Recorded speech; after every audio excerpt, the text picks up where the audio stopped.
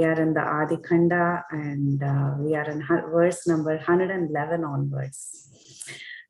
So before we start, we'll first invoke auspicious blessings from Sri Caitanya Mahaprabhu, Nityananda Prabhu, and all of them. Jayati Jayati Deva Krishna Chaitanya Chandro Jayati Jayati Kirtis Tasya Nitya Pavitra Jayati Jayati Bhrityas Tasya Vishveshva Murter Jayati Jayati Nrityam Tasya Sarva Priyanam. This is text 5 from the Adi Khanda of the first chapter. All glories to Sri Krishna Chaitanya Chandra, who is fully independent Supreme Personality of Godhead and the abode of transcendental pastimes. All glories to his eternally pure activities. Sri Gaurasundara is the controller of all other controllers, the Lord of the universe and the embodiment of transcendental knowledge. All glories to his devotees, all glories to the dancing of his beloved associates. So as mentioned, what we are going to do is we are going to read from Sri Caitanya Bhagavata, verse 111, and today we will be covering verses 111 to 118. Okay. Text 111. Adi Kande Vayu Deha Mandyakari Chala Prakashila Prema Bhakti Vikara Sakala. In the Adi Khanda, the Lord displays ecstatic devotional sentiments on the pretension of an imbalance of body airs. Purport: the Lord exhibited various transformations of ecstatic love on the pretext of gastric disorder. 112. Adi Khande Sakala Bhakti Shakti Diya Apane Brahmena Mahapandithana. In the Adi Khanda, the Lord empowers the devotees and wanders about as a great scholar.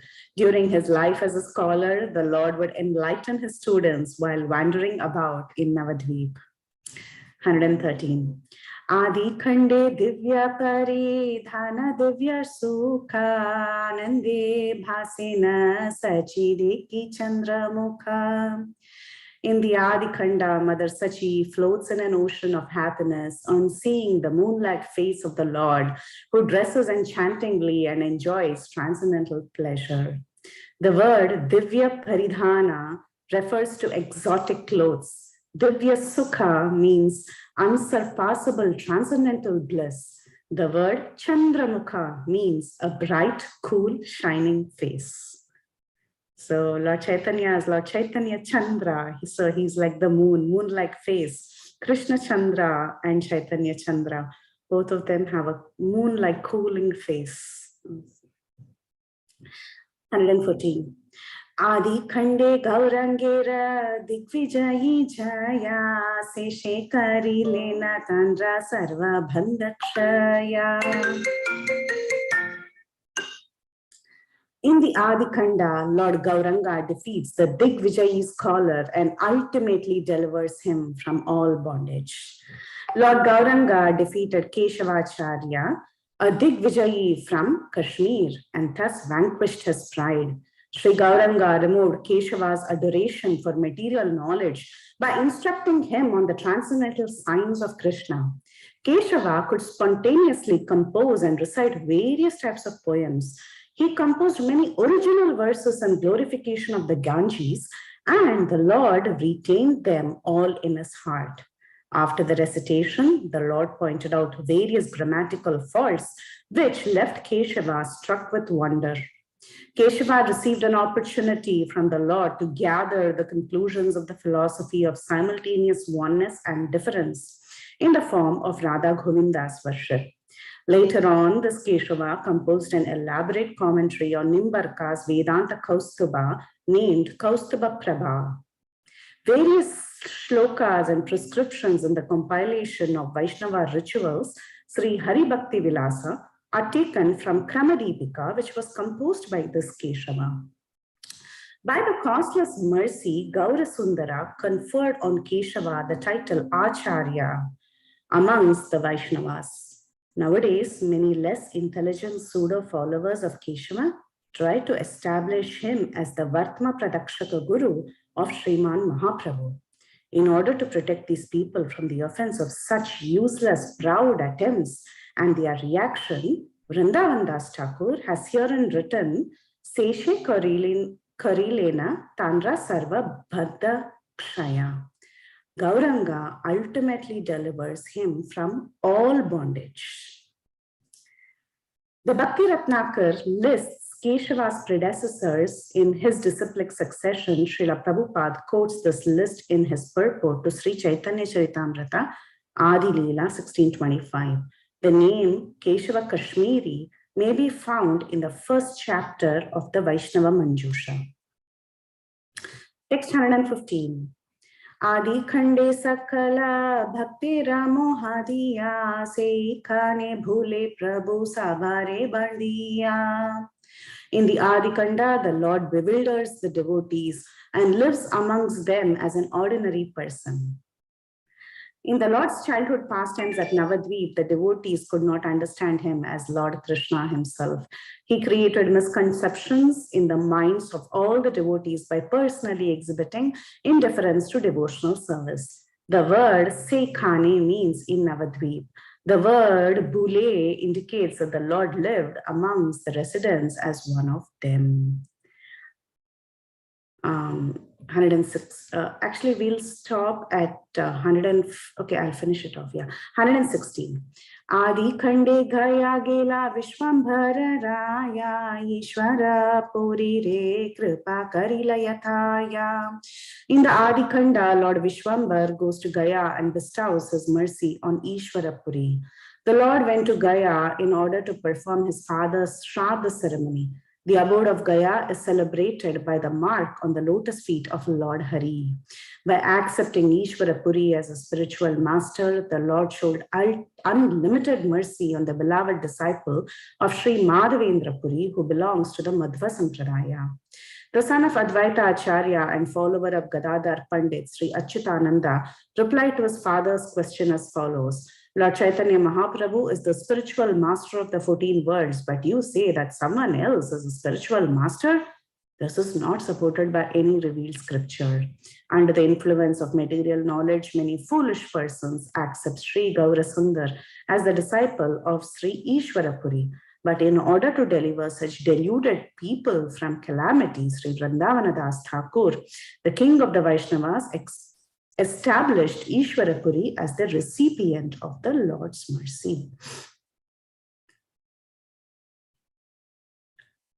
Adi Khande Ache Kata Ananta Vilasa Kicho Seshe Varni Bhena Mahamuni Vyasa. In the Adi Khanda, there are innumerable pastimes that will be discussed in future by sage Vyasadeva. The great sage Srila Vyasadeva has described innumerable pastimes of the Lord. Apart from the pastimes of Gaura Sundara described in this book, his many other pastimes will be described by followers of Veda Vyas. Those who follow him in disciplic succession of Vyasadeva by narrating and compiling the pastimes of Lord Gaura Sundar are also known as Vyasa and sit on Vyasasanas. Ordinary munis describe topics other than those of the Lord. But since Srila Vyasadeva is not does not describe topics other than those of the Lord, he alone is addressed as Mahamuni, while others are munis only in name. Topics not related with Krishna are known simply as urge of speech. One who controls this urge through the service of Krishna is a real muni. The word Varni Bhena in the future tense. Seeing this usage, materialistic persons become doubtful about the existence of Vyasas, who are followers of the original Veda Vyasa. The text 118, the last verse. Balya Leela Adi Kare Yati Ke Prakasha Gayara Avadi Adi Khandera Vilasa. The Adi Khanda begins with the Lord's childhood pastimes and continues through his visit to Gaya. The Adi Khanda of Sri Chaitanya Bhagavat ends with the Lord's visit to Gaya and the return to Navadvipa. I know we read a lot, but we're going to discuss this in a story form as much as we can grasp. And again, before we start off, I would like to re-inform everyone that this Adi Khanda that is being summarized by Vrindavan Das Thakur is only a quick trailer, like Mataji was telling yesterday. So it's like a trailer, but the main picture, the main part of the movie comes much later. So we're going to revise this over and over. And I know many of you are also very consistent attendees of the Chaitanya Charitamrita class. So you must have heard of all of these pastimes. And even yesterday, we were seeing a comparison between Chaitanya Charitamrita and Chaitanya Bhagavat. And many of the verses are, they are similar, meaning they relate to the same stories. So today will be an overview of the portion of the Adi Khanda that is discussed between verses 111 through 118. But the detailed story, we will reserve for later. So we're not going to reveal a lot of things right away. So it's just like a quick overview for everyone. Om Ajnanatimirandasya Jnananjana Shalakaya Chakshurunmilitam Yena Tasmai Shri Gurave Namaha Mukam Karoti Vachalam Pangum Langayate Girim Yat Kripatamaham Vande Shri Gurum Dinataniram Paramananda Madhavam Shri Chaitanyam Ishwaram Nama Om Vishnupadaya Krishna Presthaya Bhutale Srimate Radhanatha Swami Nitinamani Nama Om Vishnupadaya Krishna Presthaya Bhutale Srimate Bhaktivedanta Swami Nitinamani Namaste Saraswati Deve Gauravani Pracharini Nirvisesha Shunyavadi Paschayati Deshatharini Jaya Shri Krishna Chaitanya Prabhu Nityananda Shri Advaita Gadadhara Shri Vasadi Gaura Bhakta Vrinda Hare Krishna, Krishna Krishna, Hare Hare, Hare Rama, Rama Rama, Hare Hare. Hare Krishna. So we just saw the initial trailer of the verses from Adi Khanda. In our previous classes, we have already started seeing the different pastimes of Sri Chaitanya Mahaprabhu. So just in the previous few verses that was discussed yesterday, we saw the childhood pastimes of Nimai, how Nimai was born during a lunar eclipse when the whole world was chanting Harinam, the different marks on his feet, and how these beautiful impressions decorated different places of this, not only his house, the region of Navadvip and the nearby areas. We saw the pastime of how some thieves, a couple of thieves, they actually kidnapped little Nimai, and the thieves were bewildered and they ended up coming in front of Nimai's house and dropping him there. How he sat on broken pots and he spoke some deep philosophy to his mother. Later, we also saw how he got, he grew up, he went to school, and he started learning a lot of scriptures, and he became an expert in scriptures. He was an expert in many scriptures and philosophy. He was a quick learner, of course. He is the Supreme Lord. So what else do we expect? So he was really, really quick. And his elder brother eventually accepted sannyas, and his parents were heartbroken. Jagannath Mishra, he left the world soon after that, leaving Mother Sachi alone. And Nimai was asked to marry. Nimai married Lakshmi Priya. Lakshmi Priya returned to the spiritual world quite early. And to pacify his mother, he also married Vishnu Priya. So we stopped there. We just stopped there. That was the synopsis of the early childhood pastimes that was discussed yesterday. And today we're continuing from verse 111 through 118. So Nimai, even during his early days, actually, he was very much exhibiting some symptoms of ecstasy in the pretext of gastric disorder. So this is described as being Vata dosha. So in our body, according to Ayurveda, there are different kinds of doshas that one can experience, like Pitta dosha, Kapha dosha, and Vayu dosha, or Vata dosha. Sometimes when a person's bodily airs are not properly balanced, it can result in what is called as Vayu dosha or Vata dosha. Now, the obvious symptoms of Vata dosha is that one feels bloating, one feels heavy, and you all know how it feels, physical symptoms.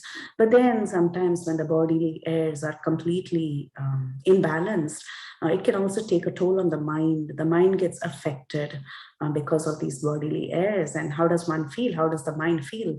One feels very anxious, one feels hyper, and one appears to be a little crazy.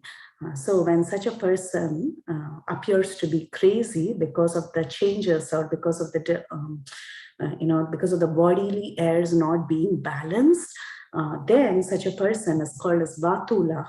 Vatula means basically a crazy person because his vital airs are disturbed. So that is the meaning of Vatula.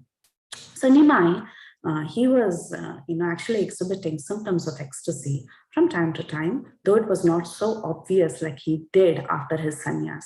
But even when he was young, he did exhibit these symptoms of ecstasy. But the people in Navadvip, they just thought it is some gastric disorder. It is just imbalance in the bodily airs. Which was good. I mean, he didn't really show that he is the Supreme Lord. He never revealed himself much. So like that, though he expressed, some symptoms of ecstasy, still no one really understood it. And they all thought it's just some disturbance of the bodily airs. And when Nimai Pandit was just a little boy, actually, he defeated many people, many scholars in Navadvip. He was very well learned. When he was still a student of his own teacher, even at that time, Nimai Pandit was an expert. He was an expert logician. And some of the greatest scholars and Bhattacharyas, Mishras, Pandits, all of them in Navadvip areas, the learned folks in Navadvip areas, they would all run away. They would just run away because the minute they saw Nimai, because they thought that Nimai would just randomly stop people and challenge them into an argument. So Nimai pretty much challenged everybody. He challenged them, but then the point here is that it is described again and again in Chaitanya Bhagavat that Nimai would challenge everyone, not out of arrogance, actually. It was out of respect.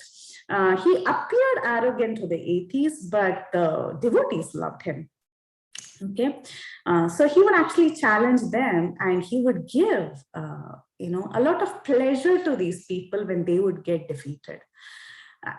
Generally, when you're challenged in an argument and when you lose in an argument, you feel really upset about it. You're like, oh, I got defeated, and maybe I should have answered like this. Maybe I should have counter-argued. Maybe I forgot these points. This is how one feels. But then when these devotees in Navadvip would talk to Nimai and Nimai would challenge them, they would fail miserably. They would lose in the challenge, but they would feel so happy about it. There would be a burst of happiness in their heart because obviously they were defeated by the Supreme Lord. So Nimai was very attractive to everybody. He was very attractive. And when a very sweet person, like for example, even in today's world, you can relate this, when a small child is defeating you in arguments, you just feel happy about it. You're not upset, oh, I'm not a good debater. You never feel like that. Now here is the Supreme Lord, and he was a young boy, and he was calling everyone for a debate, and he would win very easily, very, very easily. And the people there would not feel embarrassed that they lost. Rather, they would feel so happy because of the sweetness of the Lord. So he was really good. It was not that he was just talking something very childish and people appreciated it. It's not like that. He was really talking proper philosophy, and he was very, very smart. He was a grammar teacher as well, right? Eventually. So when people would get defeated, they would really appreciate his knowledge, and they would not feel embarrassed. Rather, they would feel happy that they got an opportunity to be in front of Nimai and get defeated by him. He was the most attractive. So who else is the most attractive than the Lord? So all these Navadvip Vasis, they were so fortunate that they got an opportunity to witness this very sweet feature of the Lord and getting defeated by the Lord. And Nimai Pandit, he was so beautiful. He was so beautiful. He had the face of a cooling moon, Chaitanya Chandra. Just imagine looking at the moon. It is one of the most beautiful things in a dark night, right? Just looking at the moon. It's so beautiful. It's so calming to the heart. So like that, Nimai Pandit had a very beautiful, cooling moon-like face, and he dressed very beautifully, very, very beautifully. Nice dhoti, nice silken garments. He had soft curling locks of hair. He had beautiful eyes. And Mother Sachi, who would dress him up and who would, witness his beauty day in and day out, she would have such happiness that she felt in her heart. And so like this, Chaitanya Mahaprabhu exhibiting his intense scholarship, at the same time exhibiting his beauty and fine dress, he chanted and he danced and he just interacted with the Navadvip Vasis, filling their heart with love. And because of his chanting and dancing, he even awakened the dormant love that was there in everyone's heart, just by his very presence. So like this, Lord Gaurasundar, not only did he shine in his childhood pastimes, he also shone in his youthful pastimes. Everyone was attracted by him. Chaitanya Charitamrita describes the beauty of Mahaprabhu. Says, his arms are long enough to reach his knees. His eyes are just like lotus flowers. His nose is like a sesame flower, and his face is like as beautiful as the moon. His bodily hue is golden, and his whole body is like molten gold. Every part of his body is very beautifully constructed and smeared with sandalwood pulp. And this is a very beautiful description of Sri Chaitanya Mahaprabhu. If you really want to imagine how beautiful the Lord is, of course, many of our ISKCON painters have captured this beauty from scriptures, because Prabhupada was very particular about how devotees painted the different forms of Krishna and Chaitanya Mahaprabhu. They were asked to follow exact scriptural descriptions when they would make these paintings. So you can imagine, beautiful lotus-like eyes, sesame flower-like nose. You can Google up and see how a sesame flower looks. It looks like a little nose, actually. So sesame flower nose, and he had a golden hue. He decorated his body with chandan, and he had a beautiful, beautiful moon-like face. So this was Nimai, and everyone's heart was conquered just by looking at his beauty. Srila Jiva Goswami, he mentions that the greatest astra, Sango Pangastra Parsadam, right? That's how Krishna Varnam Tushar Krishnam, Sango Pangastra Parsadam. So what is the astra that Chaitanya Mahaprabhu carries? It's not weapons. We don't see Chaitanya Mahaprabhu holding the Sudarshan Chakra or the Shangado or anything of that kind. The astra that Jiva Goswami indicates is this personal beauty. Just by his beauty, everyone was conquered. Even in the later pastimes of Sri Chaitanya Mahaprabhu, after he took sannyas, you would see that the Mayavadis were just totally conquered by his beauty. The minute they saw him, they thought, oh, this person is something very special. He's not an ordinary person. And you would see statements from different Mayavadi scholars that you must be Narayana, because nobody was as beautiful as the Lord. And just by his presence, people's hearts would get conquered, even before he opened his mouth, to speak philosophy or to talk to people or convince them about anything. Just by his presence, people's hearts would get completely defeated and conquered. So like this, Nimai Pandit, our youthful boy, he was conquering the hearts of everyone. So while time passed, there was one of the greatest traumatic crises that Navadvip had to face. Navadvip was a great seat of learning. So everyone there, as I mentioned, was a great Pandit or a Bhattacharya or someone of great caliber. So it was a great seat of learning. So everyone was very, very well learned. And they could defeat any Pandit from anywhere in the world. So they were very capable. And the people in Navadvip also were very proud of their great scholarship. I mean, that's natural, right? So if you're good at something, obviously there is a subtle pride in the greatness of who you are. So they were very happy, they were very successful, and they were also a little proud of their learning. But then it so happened that there was a news that spread in Navadvip. Now, what was this news? There was a Digvijay Pandit. Digvijay means a Pandit who has conquered every nook and corner. Digvijaya. Vijaya is conquer. Digvijaya is every Dik. Dik is corners. So there was a Digvijay Pandit who had conquered different parts of India. And his name was Keshava Kashmiri. So you have all heard the story of Keshava Kashmiri from Chaitanya Charitamrita, and we are going to hear about it in great detail in Chaitanya Bhagavat as we proceed. But today will be a quick synopsis of this pastime. This pastime will spend some time, especially we'll borrow a little bit from Chaitanya Charitamrita to understand the nuances of this pastime. And we'll further detail it as we progress with Adi Khanda. So this Keshava Kashmiri, he was coming to Navadvip, and he had something very special about him. He was blessed by Goddess Saraswati. Who is Goddess Saraswati? Everyone in India knows Goddess Saraswati is the goddess of learning, the goddess of wisdom.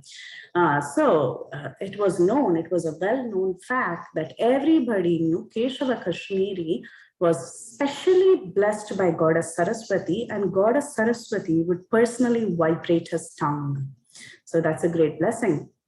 Whatever he spoke was perfect, and there were no mistakes, and he was known to have the special blessing of Goddess Saraswati. He was an embodiment of the mercy of Goddess Saraswati. At the same time, he also had a mountain of pride and arrogance. Because we all know with great scholarship, automatic byproduct is pride, right? So it's nice to be a scholar, but if we cannot curb the pride, then it's going to be a problem. So Keshava Kashmiri automatically, as a byproduct, he also had a mountain of arrogance with all the mercy that he had from Goddess Saraswati. He was very smart, he was intelligent, and he would visit from one place to the other. So he pretty much visited all the great universities in those days of learning of Sanskrit scholarship and learning. So Kashi, and think about all the great places like Mathura, Kanchipuram, Mithila. So all these were great places of learning in ancient India, including Navadvip. Now, he had gone to all these places. He went to Kashi, he went to Kanchipuram, he went to Mathura, and he went to Mithila, and then he went to Kashmir. Because Kashmir is a great, seat of learning. Kashmir, the Kashmir Pandits, they are very, very popular, right? Kashmir Pandits. So he was very well learned, and that's why he's called Keshava Kashmiri. So from Kashmir, what he did was he decided to come to Bengal, decided to come to this portion of Bengal known as Navadvip. So Navadvip was also a great seat of scholarship. He wanted to come there and he wanted to debate with the people in Navadvip. And the thing that he did was he would carry what is called as a Jayapatra. Jayapatra means the patra or a script of victory. So basically he would give that patra to everyone and he would say, okay, sign it and say that you have lost to this great scholar, Keshava Kashmiri. So like this Keshav Pandit, he went to Navadvip carrying his Jayapatra. So wherever he went and wherever he won, the people would sign saying that I have been defeated by Keshava Kashmiri. And this was very humiliating. Everyone had to sign it. And even if they didn't want to challenge him, even if they didn't want to debate with him, if they refuse to debate, that means that they're not ready, right? So even the ones who would refuse to debate with him would actually end up signing this Jayapatra. So like this, now the people in Navadvip, they were really worried. They were very anxious. Oh, this Keshava Kashmiri is going to come to Navadvip. Navadvip has been having a long-standing fame and everything is about to be destroyed. Who's going to stand in front of this man? He's got the special mercy of Saraswati. He's not an ordinary man. So they were all very worried. So now this Keshava Kashmiri, he entered Navadvip. There are some great sannyasis who have come to Navadvip, like Ishvara Puri and others, as we read in the purport today. Ishvara Puri is the spiritual master of Sri Chaitanya Mahaprabhu. So when Ishvara Puri actually came to Navadvip, he was a very simple man. He was just wearing sannyas clothes and he was very, very simple. He didn't have any airs around him. He was a humble, simple sannyasi. But here we have Keshava Kashmiri, who was a Digvijayi scholar. So he came with all great pomp. He was in a procession. He was decorated nicely, and he had horses and elephants and Brahmins walking in the front of his procession, and they were all chanting his glories and marching bands.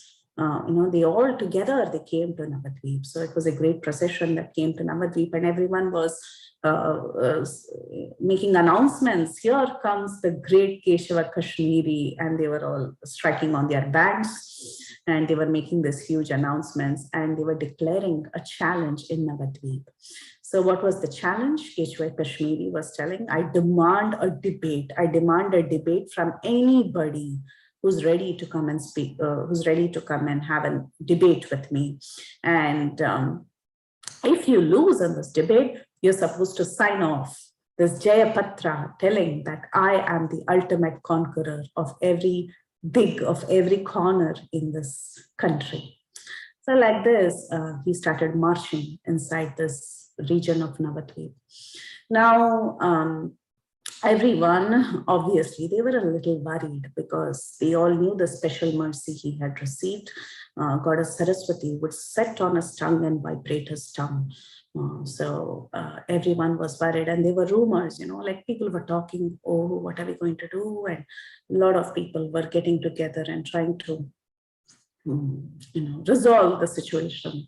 So at that time, some of Nimai Pandit's school children, or rather not children, but his disciples or his followers, they all went to Nimai Pandit and they were telling him, oh, what are we going to do? So they knew Pandit means it is our Nimai. Nimai is the best debater.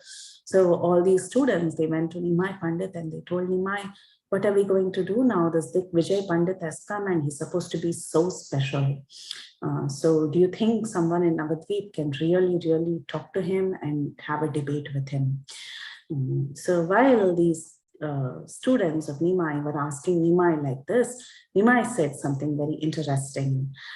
He said, he smiled. Okay, this is how it goes. So he smiled and he said this statement, the Supreme Lord never tolerates false pride.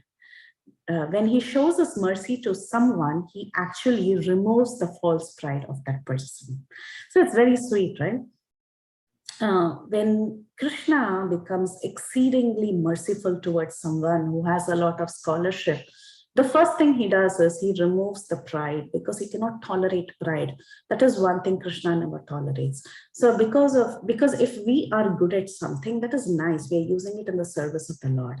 But if we become proud of it, like we keep telling the world how great we are and how nicely we are doing this service and how we are the best and nothing can go in this world without our presence. So when Krishna sees such attitude, he's not happy. So the first thing he does is he gives you a terrible test where he crushes your pride. And then when you come back to your senses, you actually realize that it was the greatest mercy that you received from the Lord. And because if the Lord hadn't crushed your pride, you would still be doing the same thing over and over and creating more and more offenses. So Nimai Pandit, he told his disciples, when the Lord becomes very merciful, he will crush the pride, because the Lord never tolerates pride in his devotee. The nature of a tree, a good tree, is that the tree is filled with nice fruits. And what happens with a tree that is laden with good fruits? The tree automatically bends down. So therefore, when a person has very good qualities, he's devoid of pride, then automatically what happens? He bends down, he becomes humble. So those who have power and knowledge, if they do not humble themselves in front of the Supreme Lord, then everything is lost. All their good qualities, everything is gone. So like this, Nimai Pandit, he was telling his students, not to worry, everything will be okay.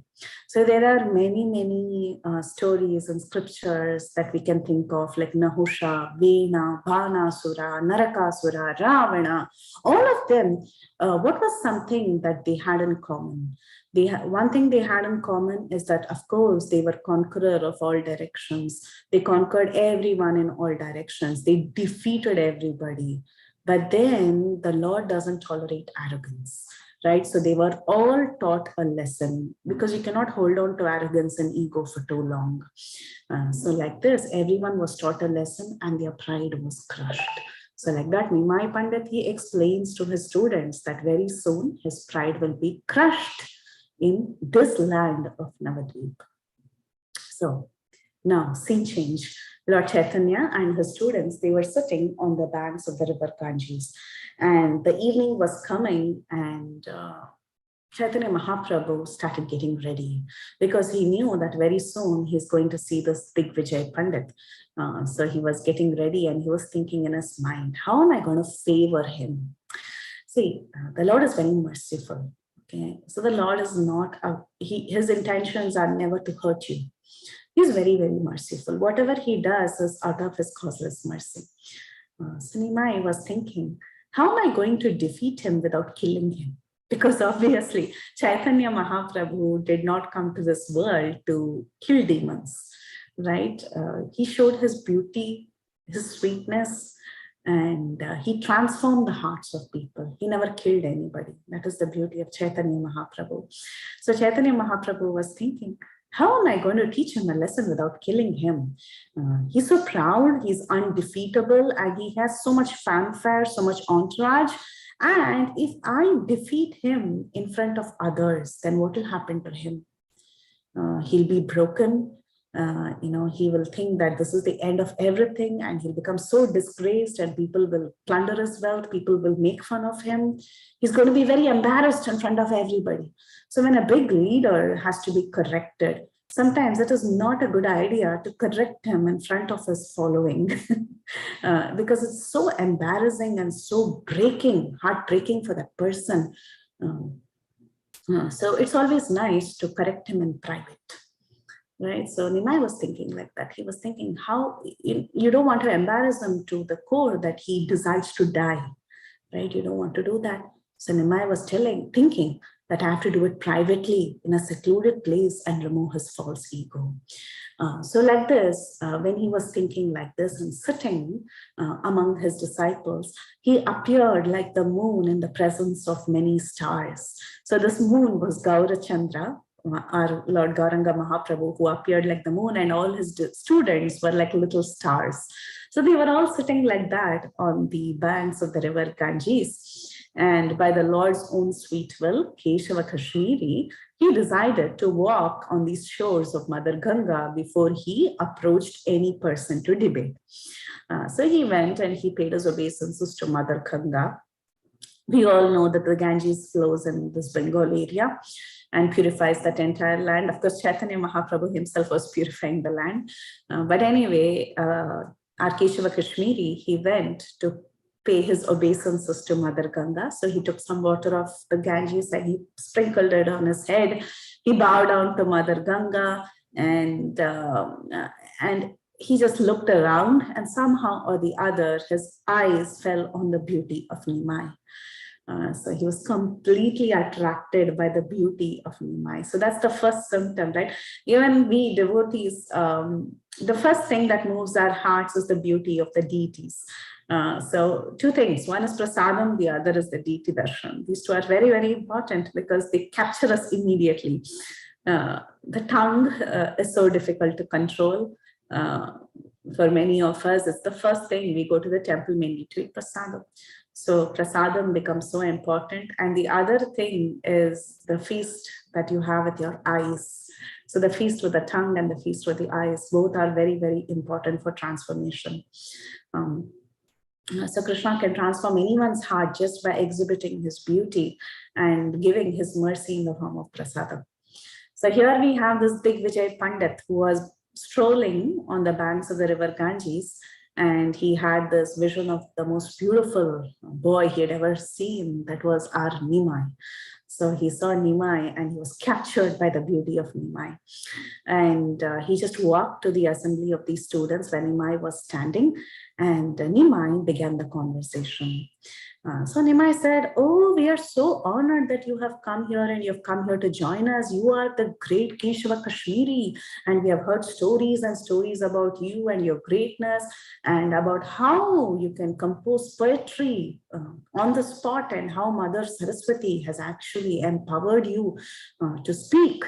And whatever you speak is so perfect. You're simply incredible. So therefore, oh, my dear Keshava Kashmiri, do you think you can create a poetry for us? I mean, can you please give us some nice poetry? At that time, when Keshava Kashmiri heard all this glorification, he said, oh, I've heard about you too. You are that Nimai Pandit, the great grammar teacher. I've heard about you. Yes, I can compose a poem, and I'll compose this beautiful poem on the glories of Mother Ganges. So he immediately composed his own original poetry. He did not copy anyone's poetry or something. He just composed on the spot. It was mesmerizing. It was 100 verses, and the verses came out of his mouth like as if it was a thunder, like in his thunderous voice immediately, just like how thunder appears from the sky, like there's a sound of thunder that you hear from the sky like that. It was spontaneous. Keshava Kashmiri began with all his force and conviction, even without pausing for a single moment. He composed this very beautiful poetry that had 100 verses, and he continuously poured it out. It was about, so I'm actually rephrasing my Guru Maharaj's lecture here.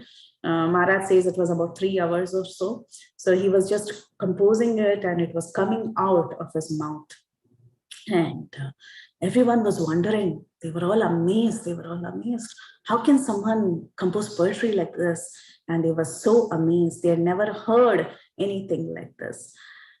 So when he finished his entire poetry, Nimai was also very happy. He was very, very happy. Who's not happy to hear good poetry, right? So everyone was happy. Now Nimai, he said, can you please explain about the elegant ornamentations of this poetry and also describe the faults in your poetry? Now, here is a interesting point that Nimai makes. Keshava Kashmiri was surprised hearing this. What did Nimai say? He said, explain the different ornamentations, because a poetry has different ornamentations in the way you compose it. They are rhythmic, and they have some beautiful metaphors and things like that, alliterations. So these things make a poetry beautiful. So Nimai said, I would like you to explain the elegant ornamentations of your poetry. And he didn't stop there. He also said, can you also describe the faults in your poetry? Now Keshava Kashmiri, he was very surprised. He had never heard anyone say that. He said, what are you talking? Faults in my poetry? There is no question of faults in my poetry. My poetry is always perfect. I am the greatest poet in this entire world. I've conquered every single direction. What are you talking about? There is no question of faults in my poetry.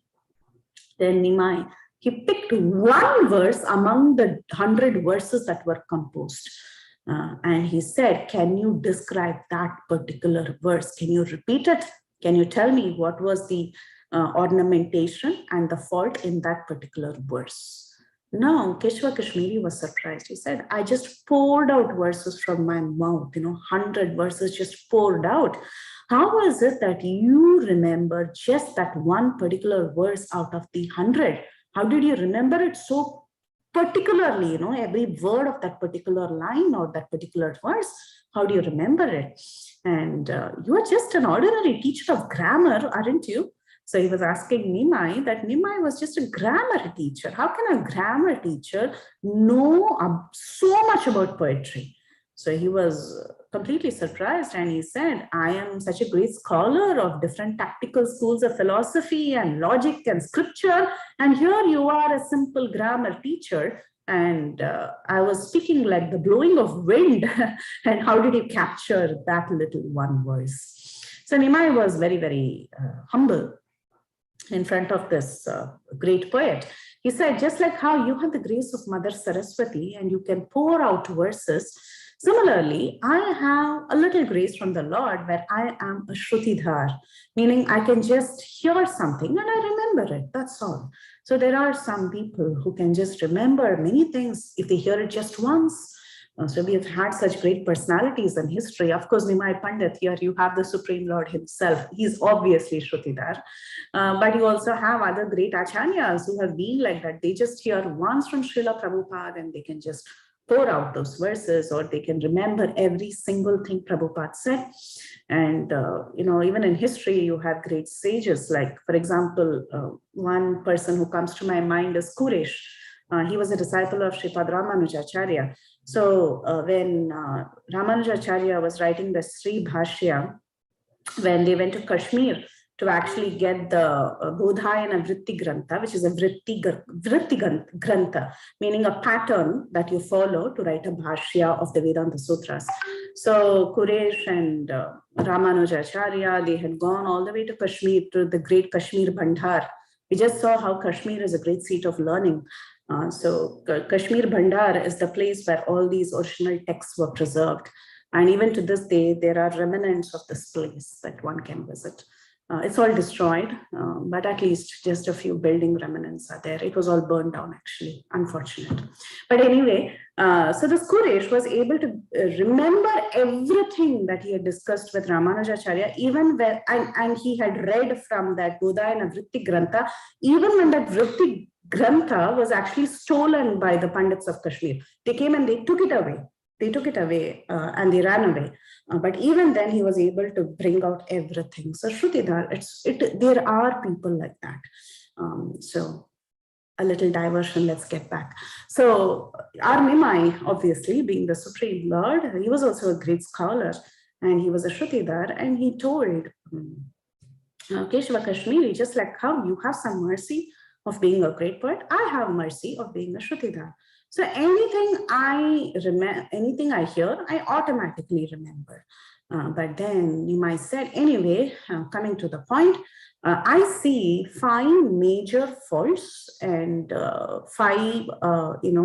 major faults. And in this particular verse, I see many beautiful ornamentations as well. I appreciate those ornamentations that you have included in these verses, but I see 5 major faults. And when he said that, Keshava Kashmiri was very, very shocked. He said, actually, there's no fault. What are you talking? And then Nimai said that I can actually explain these faults for you. There are many inconsistencies. There are many contradictions. And there are good qualities as well. So actually in Nimai, he is known to have quoted the 64th shloka of those 100 verses. He particularly picked out the 64th shloka, and he pointed out rhetorical and literary irregularities. He also questioned the great Keshava Kashmiri for usages of certain words, like, for example, Bhavani Bhartuhu, which means that, it's interesting. The word Bhavani itself means the wife of Shiva. Now, if you add Bhartu to it, that it means the husband of the wife of Lord Shiva. So it could indicate that Bhavani or Parvati has 2 husbands. So like that, he could find faults. He could find the mistakes that was there in the composition of the poetry. If you're interested, we have some time. I would highly recommend reading Adi Leela, chapter 16, text 54. This is from Caitanya Charitamrita.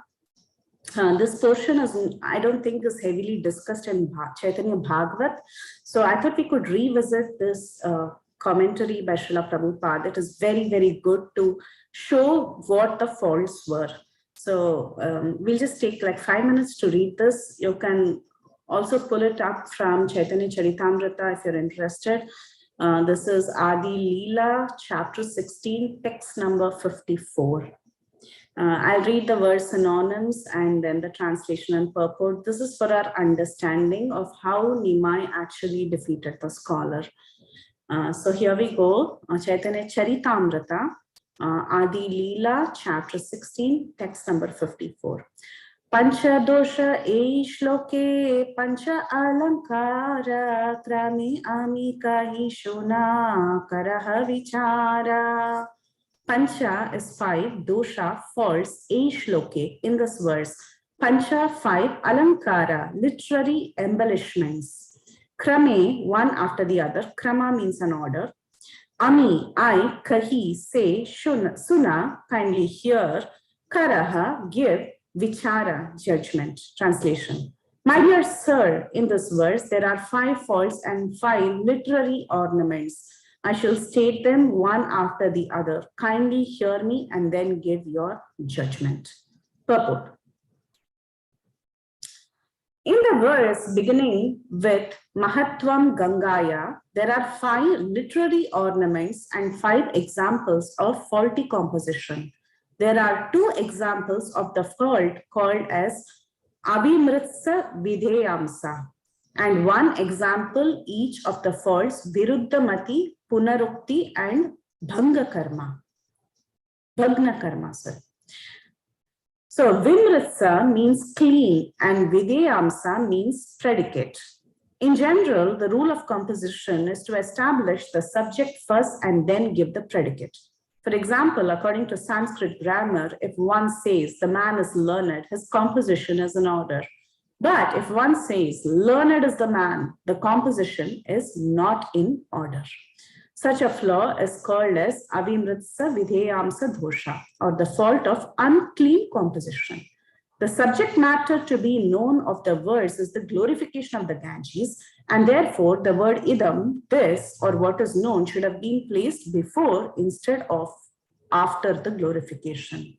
The subject matter already known should be placed before the unknown so that the meaning will not be misconstrued.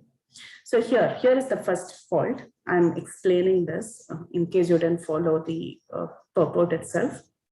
The first fault is that according to Sanskrit grammar rules and regulations, the subject should be stated first. And Prabhupada gives this example of this man is learned versus learned is this man. Now, in English composition, in English poetry, it's fine. It's fine to say learned is this man. Put the subject who's the man to the end. It is fine. But in Sanskrit, it is not considered as good composition. The grammar doesn't fit in well. So according to Sanskrit grammar, you should clearly say the man is learned. That means the man is the subject. He should come in the first. Now, this poet was trying to describe the glory of the Ganges. So whose glory are we describing? We are describing the glory of the Ganges. So Ganges is our subject. Idam, this. So, every time it's not necessary that the poet has to say Ganga is this, Ganga is that. The poet can also say this. This indicates Ganga. Okay. So this should come first and then her glorification comes later. So that is the point that is being made here. Now, our Keshava Kashmiri, what he did was, he made the glorification and then he related this glorification as for Ganga. Okay, but actually how the composition should be, first you put Ganga, then you do the glorification. So that was the one fault that he found in this particular verse. That is the first. Now, he did this fault again with one more part of this verse. The second instance, I'm continuing to read the purport. The second instance of Avimritsa Vidheyamsa Dosha occurs in the words Dvitiya Shri Lakshmi Eva. In this composition, the word Dvitiya or second is Videya or unknown. Placing the unknown first to make the compound word Dvitiya Shri Lakshmi is another fault. The words Dvitiya Shri Lakshmi Eva were intended to compare Mother Ganges to the goddess of fortune. But because of this fault, the meaning of the compound word was bewildering. See, so what he's telling here in that same verse, he also made the same mistake again of putting the predicate in front of the subject. The subject should first come, then the predicate, right? So what he was trying to do is, he was trying to compare Mother Ganga to Mother Lakshmi. He's telling Ganga is like a second Mother Lakshmi. She's like another Mother Lakshmi, second Mother Lakshmi. So how should he compose that verse? He should say Sri Lakshmi. First should come Sri Lakshmi, then he should say Dvitiya Eva. Dvitiya, or the secondary, should come after the word Sri Lakshmi, not before the word Sri Lakshmi, because our subject is, I mean, we are indicating Sri Lakshmi, right? We are trying to make a comparison with Sri Lakshmi. So to say second and then Sri Lakshmi is not good composition. First you say Sri Lakshmi, then you say Dvitiya. So like that, the same mistake of putting the, mixing up the subject and predicate happened twice. One was when he was using idam, glorifying Ganges, and the second was when he was comparing her with Sri Lakshmi. Okay, now two mistakes. Now, the third fault. The third fault is that of Viruddhamati. Viruddhamati, or contradictory conception, in the words Bhavani Bhartu, the famous thing of, what Nimai Pandit found. Everyone knows this, the Bhavani Bhartu mistake. The word Bhavani refers to the wife of Bhava. Bhava is Shiva, his wife is Bhavani. So how did you derive the word Bhavani? You derive the word Bhavani from the word Bhava.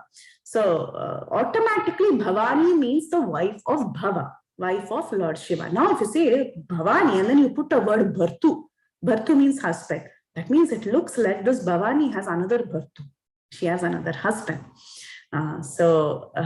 Prabhupada says, but since Bhavani is already known as the wife of Lord Shiva, to add Bharta or Bhartu, husband, thus forming a compound meaning, the husband of the wife of Lord Shiva is contradictory.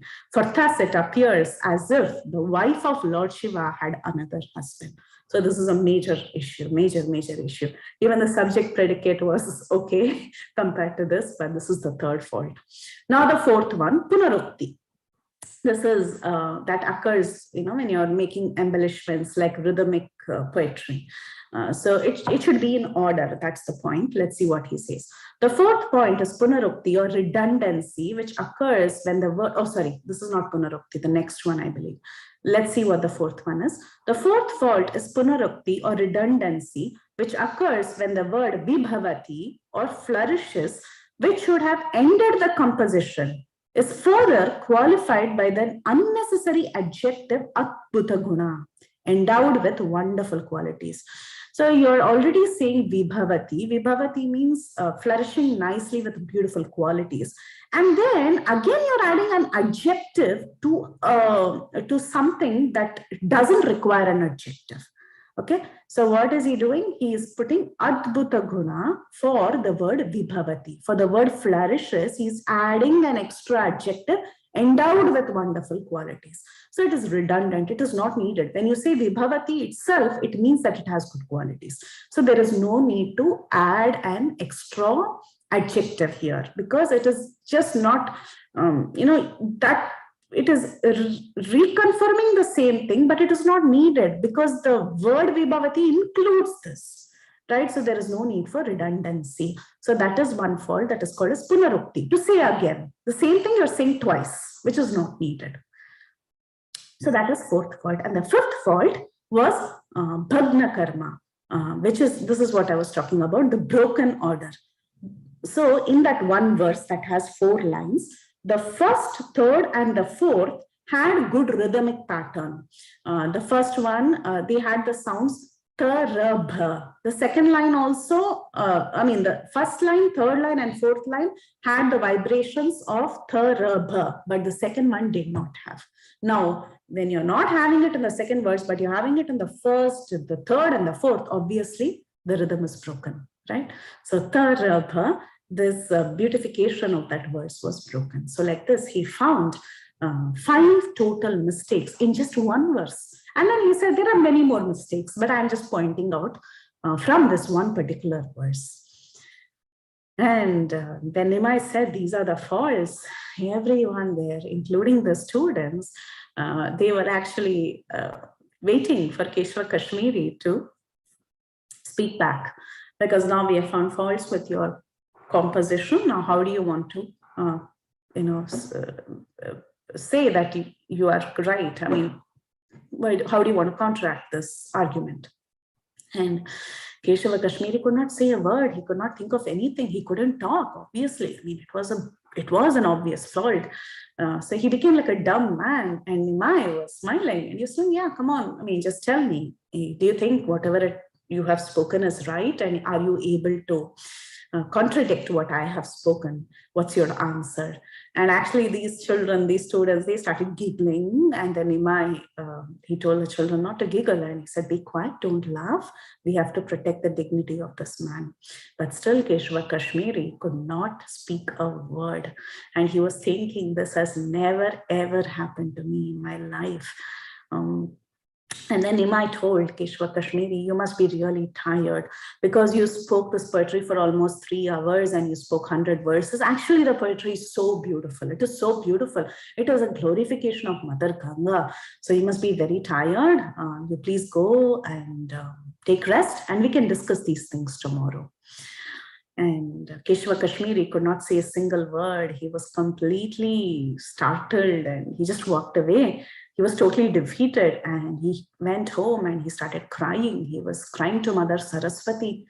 He was telling Mother Saraswati, did I do any aparadh to you? This has never happened to me. And when this little boy, this Nimai Pandit, found faults in this, you didn't even give me any thoughts to answer back. Why is that so? I was so dumbfounded. I didn't speak a word. What is it? What is this? You always sit on my tongue. What has happened today? So he was really, he was totally heartbroken. And then he chanted a Saraswati mantra and he went to sleep. And as you all know about the story, Mother Saraswati appeared in his dream. And Mother Saraswati told him, actually today, now I'm going to speak to you, the greatest of all secrets, the lessons in all the Vedas. What is the ultimate conclusion of all the scriptures? What is the ultimate conclusion of all the Vedas? Anyone wants to unmute and answer? Just making sure everyone is awake.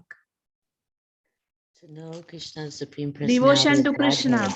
Yes, that is the ultimate conclusion. That is the ultimate conclusion of all the Understanding scriptures. Krishna is supreme. So Mother Saraswati tells Keshava Kashmiri in his dream that now I'm telling you the ultimate conclusion of all the scriptures. He is the Supreme Personality of Godhead. This Nimai that you went to and you spoke to, he is the Lord of the universe. And I am his eternal maidservant. That is my job. I am his maidservant. I empower people like you with knowledge and wisdom, and I make you all compose great poetries. I make you all speak wonderful poetry. But who am I? I am the maid servant of the Supreme Lord in front of Vishwambhara, in front of Nima, in front of Lord Caitanya.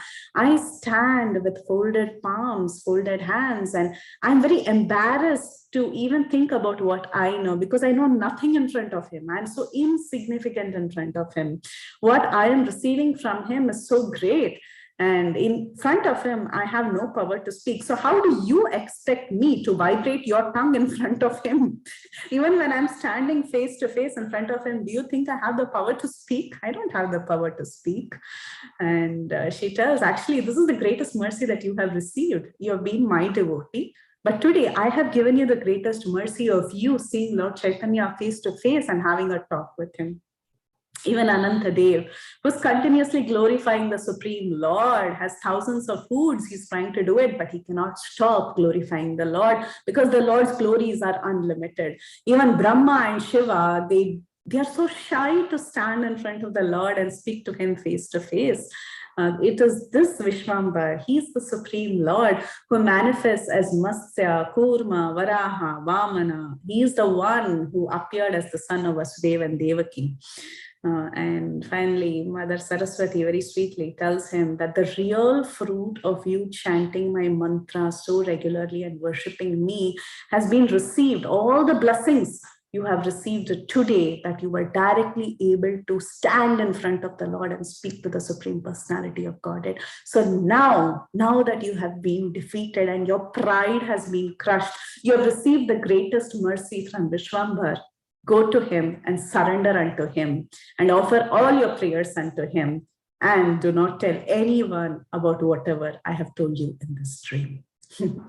So, of course, Keshava Kashmiri's heart was transformed. She disappeared from the dream. And the next thing that he did, first thing in the morning he did, was he went to Nimai's house and he surrendered unto Nimai Pandit.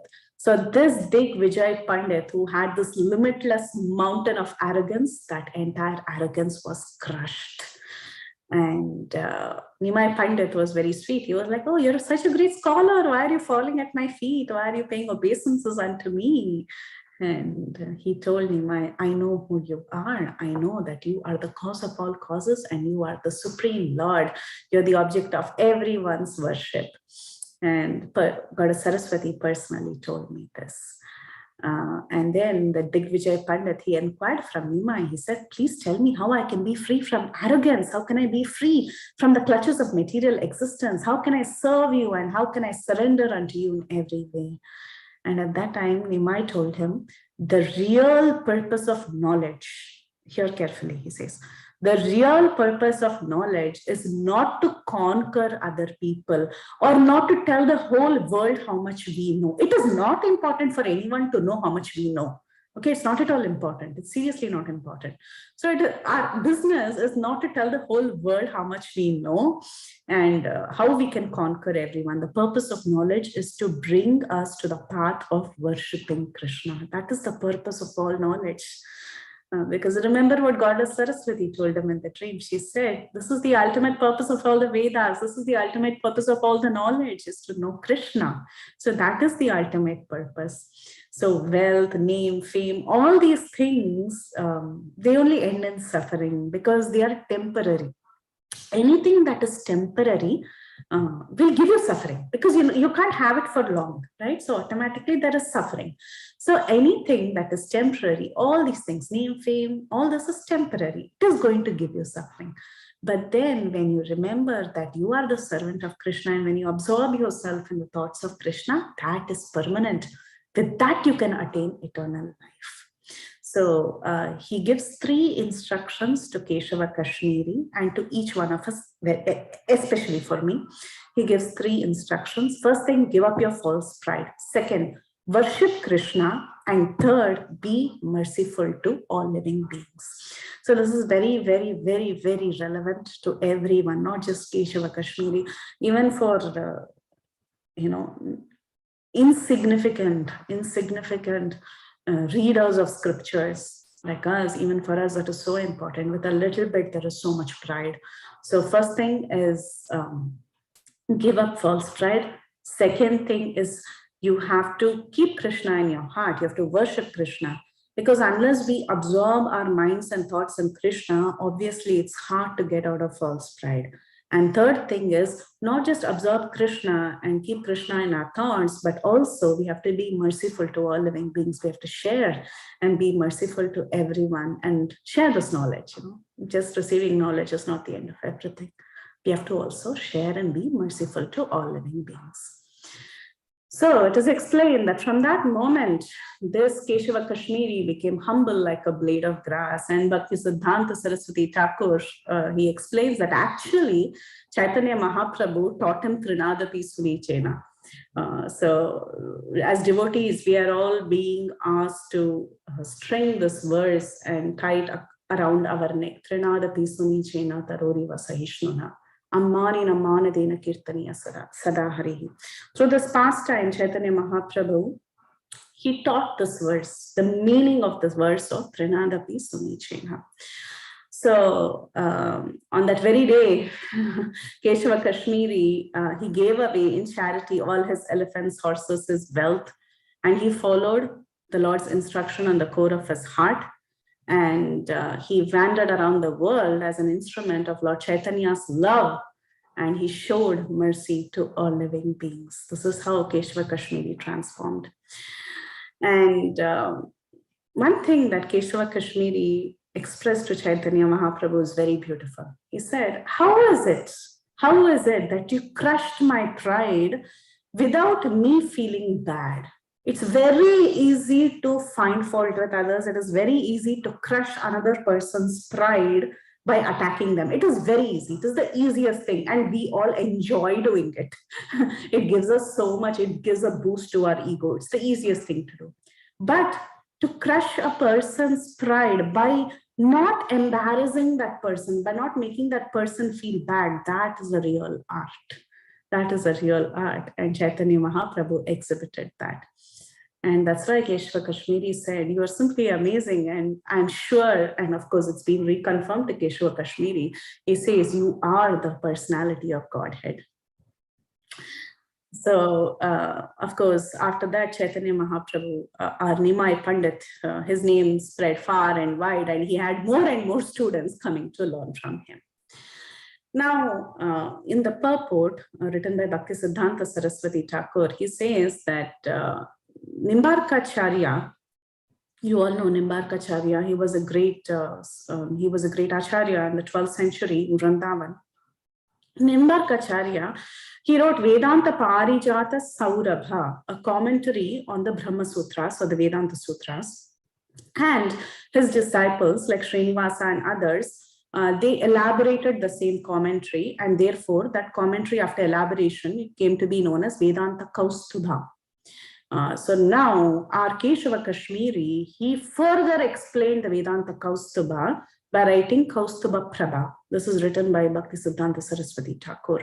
So that is one service that he did in the Vaishnava lineage. And also he wrote a book that had the methodologies to perform many rituals. And Hari Bhakti Vilas has incorporated, Hari Bhakti Vilas written by Srila Sanatana Goswami has incorporated several points from this book written by Keshava Kashmiri. So Keshava Kashmiri was completely transformed, and he was actually empowered by Chaitanya Mahaprabhu to understand the Vaishnava Siddhanta properly.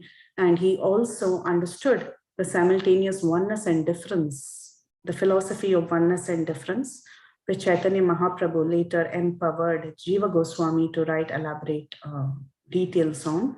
And he also understood the importance of the worship of Radha Govinda. So all this transformation of Keshava Kashmiri happened only because of the mercy of our Nimai Pandit. A few other things that were mentioned is how Nimai Pandit receives initiation from Ishwarapuri. And that initiation is very special because we all know that he's the Supreme Lord. So who can really initiate the Supreme Lord? Who can give mantra diksha to the Supreme Lord? It is explained that he actually chanted the verse in Ishwarapuri's ear, and Ishwarapuri then gives the mantra to Chaitanya Mahaprabhu. So that was the other purport that we read, which Bhaktisiddhanta Saraswati Thakur covers very nicely. But we are not going to go into details because that is something which Chaitanya Bhagavat describes in detail. So we are going to read that or we are going to discuss that when those verses come. So like this, in the Adi Khanda pastimes of the Lord, the Supreme Personality of Godhead, he lived in Navadvip. But how did he live? He lived like an ordinary boy. He did not exhibit his wealth of devotional service, the devotional service that he came to give this world. He was just like a talkative pandit. He had students, and first he was a student, then he had students, and he exhibited his pastimes like a scholar, a grammatical scholar, and he engaged in debates. And he behaved like one of the other Navadvipvasis. Those are the kind of pastimes that he did in his Adi Khanda. So he didn't exhibit much of what he was really going to do very soon. So tomorrow onwards, not tomorrow, Monday onwards, we will see the summary of the pastimes of Madhya Khanda and then further Sesha Khanda. Then we will get into each of these pastimes in great detail. So I'll stop here. I'm already 10 minutes late. Any questions or comments or realizations, please go ahead. Hare Krishna. Hare Krishna, Preethi, Mataji, Vandana Pranam. Such a beautiful, beautiful class, wonderful explanation. And especially this philosophical explanation of the debate between Keshava Kashmiri and Nimai Pandit. I know we have stressed a lot during our Chaitanya Charitamrita sessions, but thank you for again stating them and stating in so detail. So thank you so much. It was really, really very wonderful class. Like you went through it just like a pastime, like a story through. It was really, really wonderful. Thank you so much, Mataji. Hare Krishna. Don't have any question as such, but really appreciate the way you narrated the whole pastime. And one thing, like you said that Nimai then Mahaprabhu he said the entire mantra to Ishvara Puri. Because I heard while taking sannyas from Keshava Bharati, he said the entire mantra to his sannyas guru, the sannyasa mantra. But was it for Ishvara Puripad also? Yeah, I muted, I think. Yeah. The details are not like as clear. The way that I said, it's more that, in that purport, if you read Bhakti Siddhanta Saraswati Thakur explains, of course, yes, Keshava Bharati, that's what happened. But here it is not really that way, but the spirit is to understand that he received initiation from Ishvara Puri, but ultimately he's the Supreme Lord, and that was the discussion in the purport, that really the Lord just accepts. To give an example, I mean, it's not Yeah. You're The right. point is right, yes. Who can initiate the Supreme Lord? Yes. So Thank you, Mataji. Thank you so much. Hare Krishna.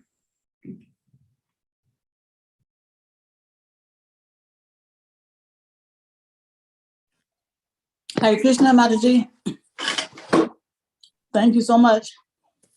I really appreciated the fact that you spelled out all of the mistakes that Digvijay Pandit made, It was very interesting to get that clarity on what each and every one was. So I'm glad you took the time to do that. I did have a couple of questions. One is, how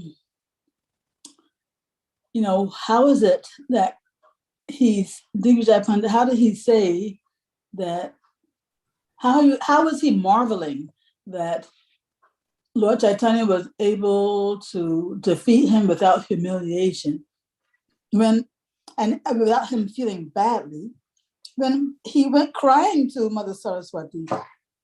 I mean, did I make some offense? He was asking, how come I was defeated so badly? He was feeling so bad.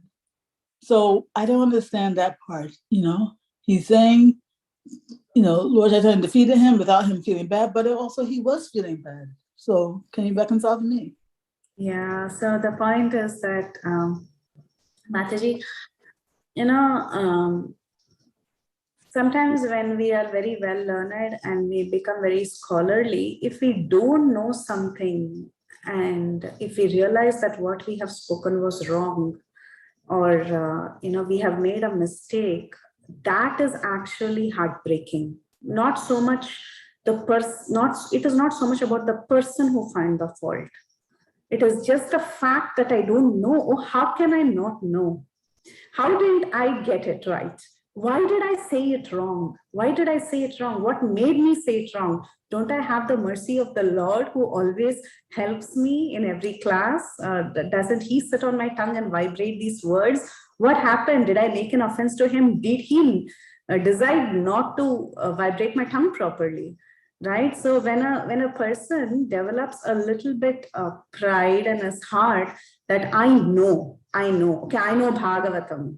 How can I not know this point? How can I say this point wrong? It is not about the person who found it. Like, for example, I can even give my own example. Sometimes Kirtida Sundari she'll find the mistake. It's not about Kirtida Sundari. Kirtida is my friend. She's the one who has to find the fault and help me out here. So she will find the fault.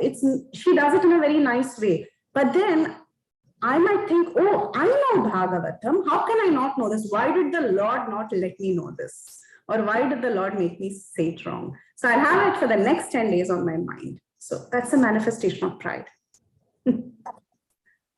Yeah, it's clear. So it's not that he wasn't saying that Krishna made him feel bad because of how others looked upon him. It was more about how he felt about himself. About himself. Yeah. Okay. And then, so thank you. That part is clear. But also,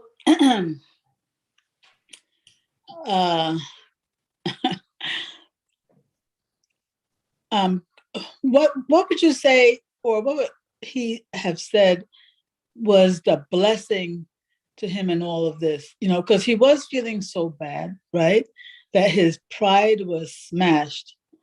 But Digvijay Pandit, he would say that getting his pride smashed was worth it because blank. What would you fill in the blank with? Because it was worth it because he had an audience with the Supreme Lord, and the Supreme Lord smashed his pride. So the qualification of a devotee is to be subservient to the Lord, to become the servant of the Lord, to understand who the Lord is. If the Lord can come and do it for you personally, what more mercy do you? What more thing is more merciful, right? When the pride of Brahma was crushed, when the pride of Indra was crushed, actually they received so much mercy. They got direct interaction with the Lord, and the Lord himself decided to teach them a lesson. Does the Lord do it for everyone? So definitely it's a great mercy, right? The Lord himself comes and he takes care of his child. That is so beautiful. Okay, and I mean, I'm sorry if these seem very basic questions, but I'm asking anyway.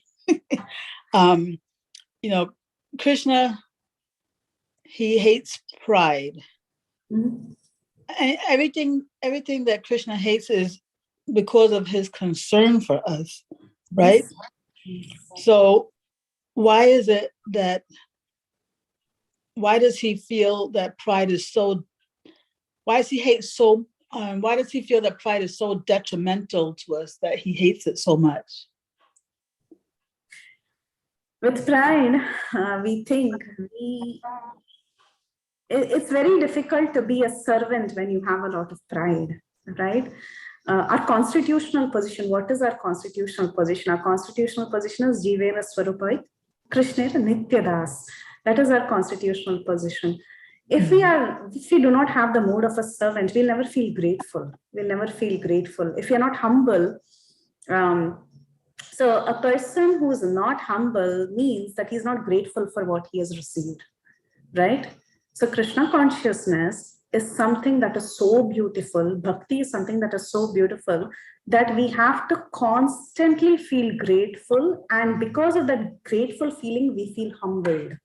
We feel humbled. Oh, I'm not deserving, but still I got this. And that is our constitutional position of being a servant. So if we are going against our constitutional position and we are trying to be a controller or showing off that I know everything, see, I'm controlling this, then that is not a quality of a Vaishnava, that is not a quality of a servant, it's against our natural constitutional position. So Krishna is trying to put us in that, that correct mood all the time, which is actually good for us. Okay, so just, thinking out loud, based on what you said, when we are prideful, we're not grateful. When we're not grateful, we cannot experience love. Actually, correct. We cannot experience love, which is the thing. Actually, the highest thing that we by being prideful, the end result is that we cannot experience the highest truth, which is love for Krishna. You're right. Mm-hmm. Yes. Okay, I think there's just one more thing, which is this: why did Mother Saraswati request or demand that Kashmiri keep their conversation secret? For the rest of Mahaprabhu's pastimes to unfold, because Mahaprabhu's pastimes are unfolding in a certain pattern. He is not exhibiting that he is the Supreme Lord in every step like how Krishna did. Krishna was very obvious. Krishna's pastimes, everything was very obvious, most of the times, except for the Vrajvasis. But that is the nature of Chaitanya Mahaprabhu's pastimes. He's Channavatar, right? So you don't want his supremacy to be known in every step. Mm-hmm. Oh, okay. Yeah.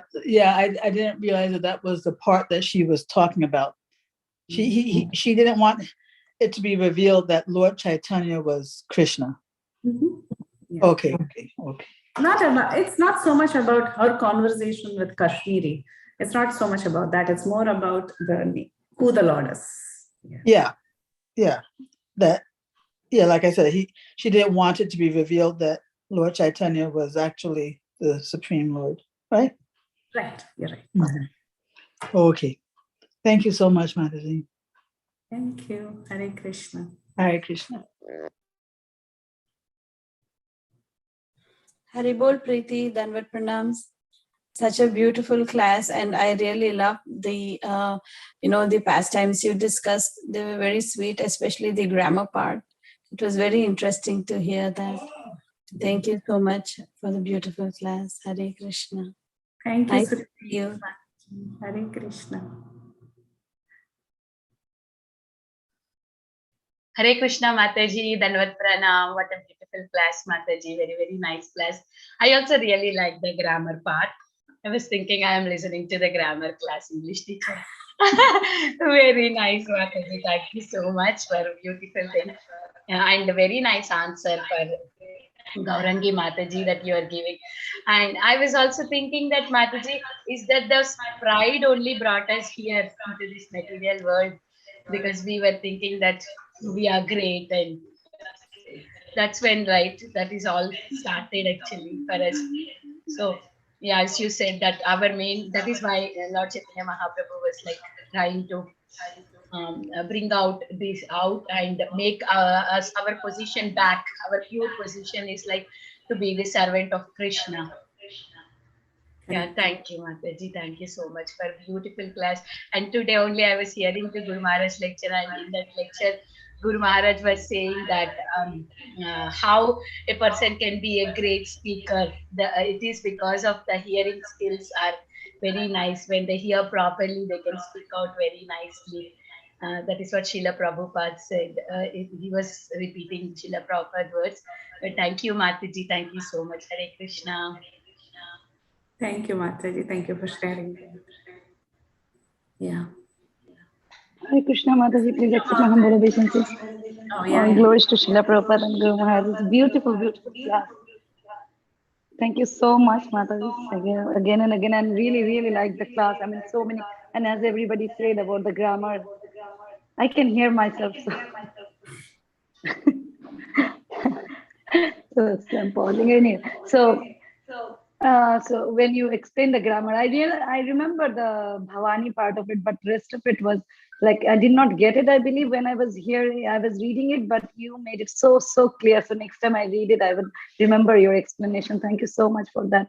And when you were yesterday, I did not realize, but when you were giving the class and when you said that Chaitanya Mahaprabhu quickly learned those scriptures, Krishna also in 64 days he learns the 64 skills, right? So there is one more similarity. It makes he is the Supreme Personality of God, Chaitanya Mahaprabhu. It gives more and more conviction as we see the resemblance, at least for me. And again, on Gail Mataji's pride, I feel when Krishna is, crushing our pride through his devotees, of course, who will come and chastise us? His devotees will only chastise and insult us. I feel he is cleansing he is cleaning us so that we become purer and purer, or cleaner and cleaner to go back to Godhead. So it is like a favor, like how Narad Muni did it to the sons of Nal Kubera and Manigriva. So Krishna is doing this favor. So Correct. Yeah, very well said. Yeah, Prabhupada says this actually, that those devotees who can see Krishna's hand, whether it is so-called blessings or a curse, but those devotees who can see the Krishna's hand or blessings, they are the pure devotees. So yeah, it's a difficult thing to do, but then at the same time, that means he cares about it. When we are humiliated, that means he cares about us, and he's purifying us quickly. Fatafat, he's cleaning us. Okay, get rid of all this malices, anarthas, and come back to me. So he cares about us. That is how we get humiliated. That's what I was thinking, Mataji. Thank you so much once again. Perfectly said, Mataji. Yeah, he cares about us, because if that's what we talk about, even friends in Krishna consciousness, only because they care about us, they kind of help us through getting our faults out and correcting us, and then making us progress. Yeah, that's very true. That's very, very true. And also your thing about 64 arts. Yeah, as I was talking, I was also thinking about it. Yes, that's true. Krishna also did the same, and from time to time, it's a confirmation for us. Like you said, to have more faith that Chaitanya Mahaprabhu is the Supreme Lord. Yeah. Very nice, Mataji. Thank you so much.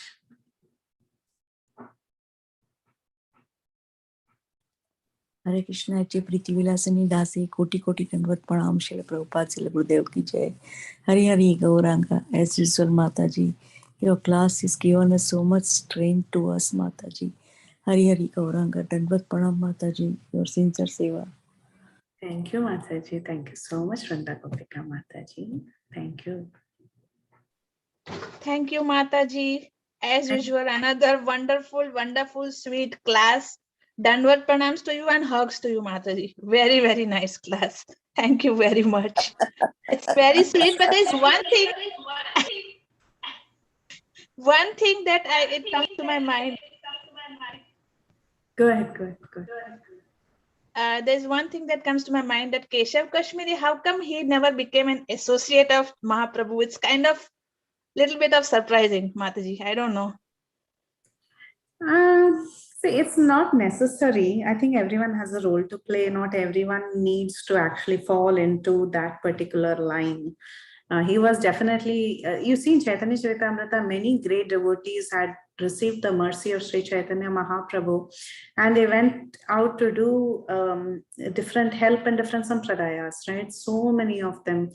We also read about who, I forget the name, the great poet. Jayadev? Yeah, Jayadev Goswami. Yeah, Jayadev Goswami. And the other one, right? The Marathi poet. The Marathi poet? Surdas. No, Mataji. No, Hari Sauri. Tukaram. Tukaram. Tukaram. Yeah, that's true. And Mataji, it's very little known that Tukaram Maharaj was initiated, because I've never read that reference. I've just heard it from devotees. It's there in CC commentaries. UNC Prabhupada's commentaries there, Chaitanya Charitamrita. So you see, many people like that. Is not necessary that they have to really fall in the same line or something. They just help. The ultimate idea is to just progress this wonderful thing of devotional service. Doesn't matter which specific sampradaya, right? Yes, Mataji, that's true actually. See, and Krishna also, is more important actually, the more than any sampradaya. Devotion to Krishna is the thread actually that binds all the sampradayas. So yeah, that's true. look at Venkata Bhatta's family. Venkata Bhatta continued to be a Sri Vaishnava. Gopala Bhatta became a follower of Chaitanya Mahaprabhu. Prabodhananda Saraswati became a follower of Mahaprabhu. That's so. Yeah. And why did Mahaprabhu choose to talk only to Venkata Bhatta then? Yeah, that's true. That's true, Mataji. Thank you for your wonderful explanation, wonderful class, Mataji. It's all glories to your services. Hare Krishna. Thank you, Mataji. Thank you so much. I think Kamadaki Mataji wanted to speak. You unmuted a couple of times. Sorry, because there was an echo. We had to. You want to talk, Mataji? I just wanted to say very nice, beautiful class. Yeah. Thank you, Nice to Kamadaki see you. Mataji. It was nice to see you today. Yeah. And I wanted to ask you something. So I'd like to talk to you. So what time can I call you? I'll call you now, Mataji, after this class. Huh? I'll call you after this class. Okay. Okay, thank you. Thank you. Hare Krishna. Hare Krishna. Hare Krishna. Tukaram, in what respect was he brought up just now as an exception or something? Tukaram, we spoke about a person who received the mercy of Chaitanya Mahaprabhu, who was actually initiated by Chaitanya Mahaprabhu, but still he might not really be following in the line of Chaitanya Mahaprabhu, but he still spread devotional service. Not following in the line means? In the same sampradaya, like becoming a follower and becoming a part of the sampradaya. Oh, even though he was initiated by Mahaprabhu. Yeah. Okay, thank you. Thank you, Mataji. Hare Krishna, Preethi, Vilasini, Mataji, Dandavat Pranam. Very Srila Prabhupada. I'm very sorry for not being able to attend the class. I just attended the last part and the question answers. But so far it was very beautiful. Thank you for coming back and giving us your association after such a long time. Really waiting for this class, but unfortunately something else came up. So we'll go back and hear the recording. Thank you so much, Mataji. Not missing much, Mataji, but thank you so much. Thank you for your association.